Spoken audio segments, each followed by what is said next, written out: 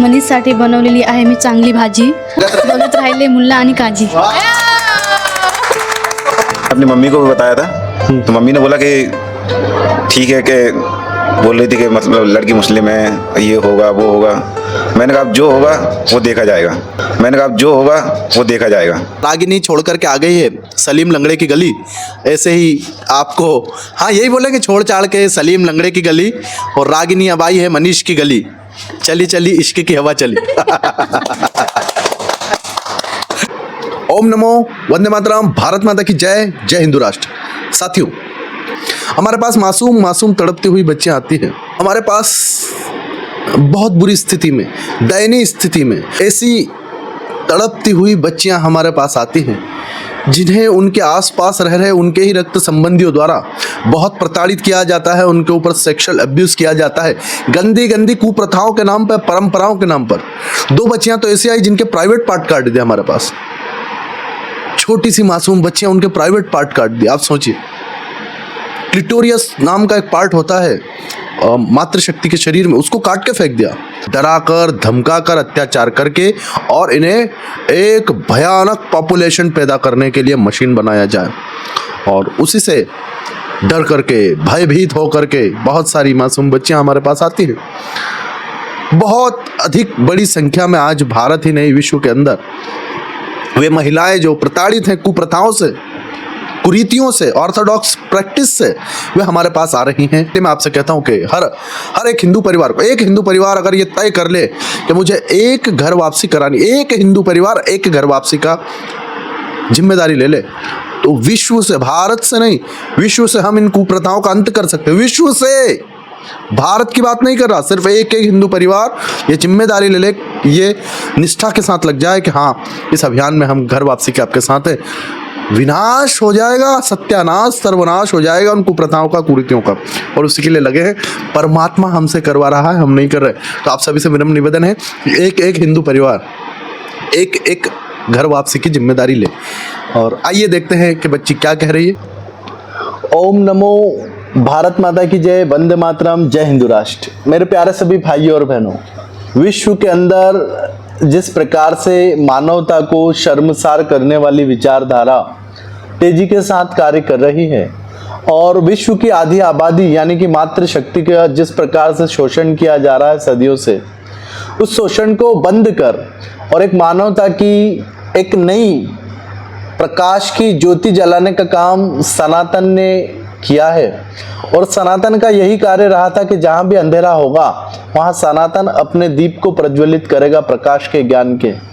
वही काम अंधेरे में रह रहे लोग कहाँ देखते हैं? उजाले की ओर. वे उजाले की प्रतीक्षा में रहते हैं.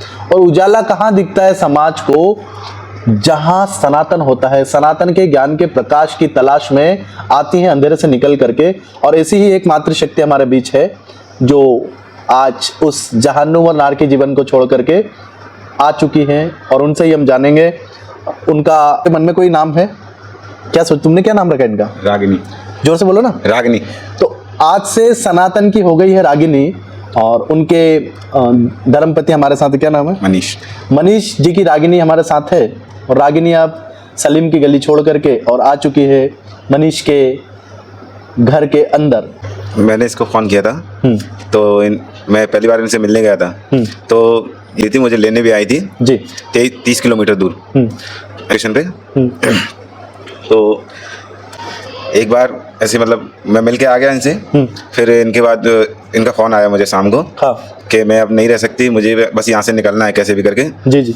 मैंने कहा क्या, ऐसी क्या प्रॉब्लम है? कहती है कि मुझे मेरे घर वाले मारते हैं, पीटते हैं, बाप रे, गालियाँ देते हैं, और अब्बू और मेरे भाईजान भी मुझे गालियाँ देते हैं, कभी कभी लात भी मारते हैं. मैंने कहा ठीक है, मैं थोड़ा समय दे मुझे, मैं बताता हूँ.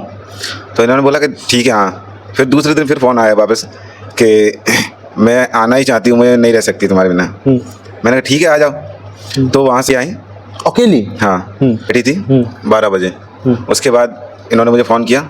मुझे पता भी नहीं था कि ये निकल गई हैं घर से. जब ट्रेन में बैठ चुकी थी, जब फ़ोन आया था कि मैं घर से निकल चुकी हूँ. मैंने कहा ठीक है. फिर मैंने अपनी मम्मी को भी बताया था. तो मम्मी ने बोला कि ठीक है, कि बोल रही थी कि मतलब लड़की मुस्लिम है, ये होगा वो होगा. मैंने कहा अब जो होगा वो देखा जाएगा, क्योंकि जब उसने नहीं सोचा निकलने से पहले तो मैं क्यों सोचूं फिर।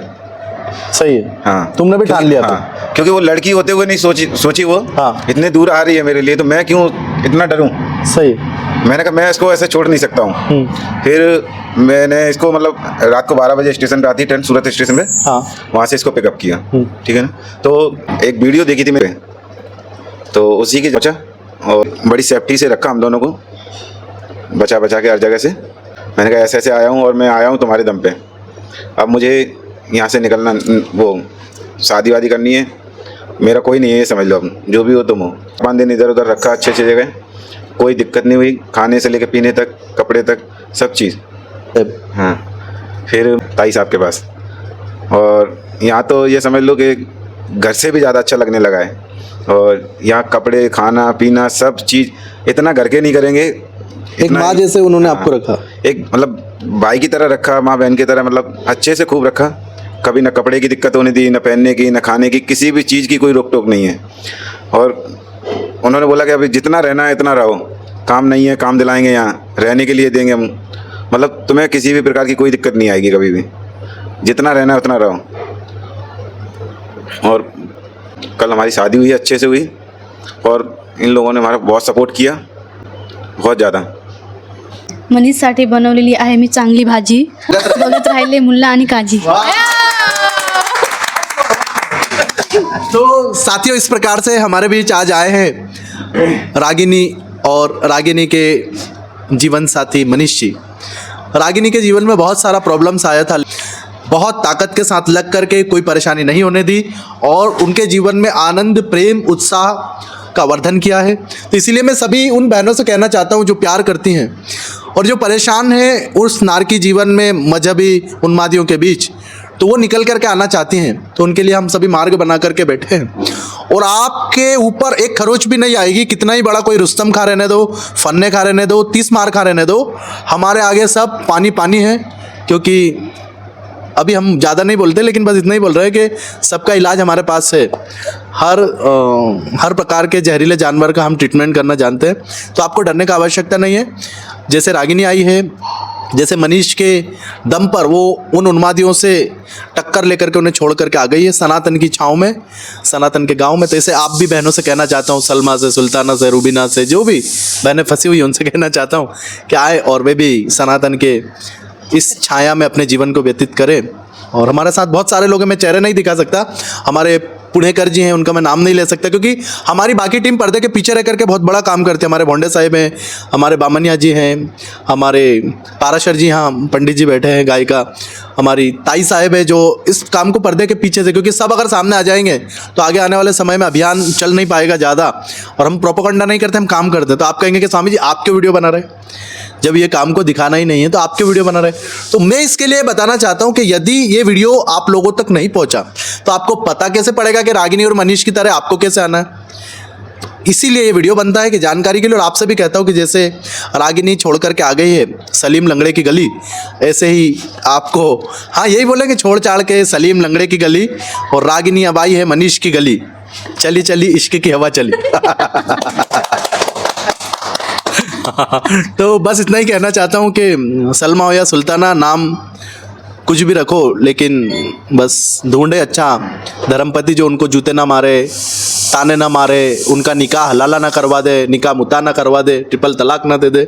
इन सब से बच करके आप आ पाएंगे सनातन के घर में। तो आपका बहुत बहुत सभी का यही इन्विटेशन के साथ मैं आभार व्यक्त करूँगा कि आप सभी जल्दी वो गंदी नाली छोड़ करके और एक पावन पवित्र गंगा में आए। और उनके अब्बा भी जो भी मतलब हुआ है तो सब बोल सकते आज यह सोचेंगे कि कितनी बड़ी गलती करी हमने शोषण करके एक बच्चे का। आइए हम सुनते रागिनी से। जी रागिनी। मुझे ज़िंदगी में इतनी खुशी कभी नहीं मिली थी जितना मुझे यहाँ आकर मिली है। क्योंकि मैं घर में खुश नहीं रहती थी, मुझे परेशान करते थे, वे भी बोलते थे मुझे ये चाहिए वो चाहिए। एक बार बोल दिया कि मैं नहीं कर पाऊँगी, मेरी तबीयत ख़राब है, तो मारते थे, फिर सिर्फ घूमना तुझे आता है। और मैं घर से सिर्फ स्कूल जाती थी, स्कूल से घर, मैं घूमने कहीं नहीं आती जाती थी। 1 महीने तक मैं घर में अकेले थी, तब मुझे भागना तो तब मैं भाग सकती थी ना। तो मुझे इतना वो नहीं भागी नहीं है, आप जागी हैं। हाँ ये सच है। आप अपने आप कहना चाहूंगा भाग के आइए, आप जागिए और आप जगाओगे। तो मैं यही कहना चाहती हूँ कि मुझे इनके साथ बहुत खुशी मिली है, मैं हमेशा इनके साथ रहना चाहती हूँ। वंदे मातरम, भारत माता की जय, जय हिंदू राष्ट्र। मेरे प्यारे सभी भाई और बहन, यदि भारत का प्रत्येक एक हिंदू परिवार सिर्फ एक छूटे हुए, बिछड़े हुए, हमसे टूट गए, अपने रीति रिवाजों को भूल गए, उन बिछड़े लोगों को अगर गले लगा लेता है, उनकी घर वापसी करा देता है, तो भारत की समस्या का सभी मूल से नाश होगा और भारत एक सुख, शांति और वैभवशाली देश बन पाएगा।